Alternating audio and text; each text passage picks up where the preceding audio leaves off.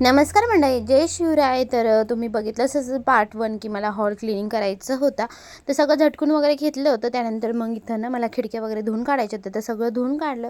त्यानंतर सगळं पाणी झालं होतं खाली. तर म्हटलं चला पहिले फरची पुसून घेतली. त्यानंतर पुन्हा सामान जसेच्या तसं होतं लावून दिलं आणि पुन्हा एकदा फरची जी होती ना क्लीन करून घेतली. पण त्यानंतर लक्षात आलं की टेबल पुसायचं राहून गेलं आहे. कारण पुन्हा म्हटलं फरची क्लीन केल्यानंतर पुन्हा कचरा होण्यापेक्षा मग आधीच पुसून घेऊया, म्हणून मग पुन्हा एकदा मी म्हटलं टेबल क्लीन करून घेतला. आणि मग संध्याकाळी सगळं क्लीन झाल्यानंतर जाळ्या वगैरे पडदे वगैरे सगळे लावून दिले आणि फायनल लुक तुम्हाला दाखवते हॉलचा.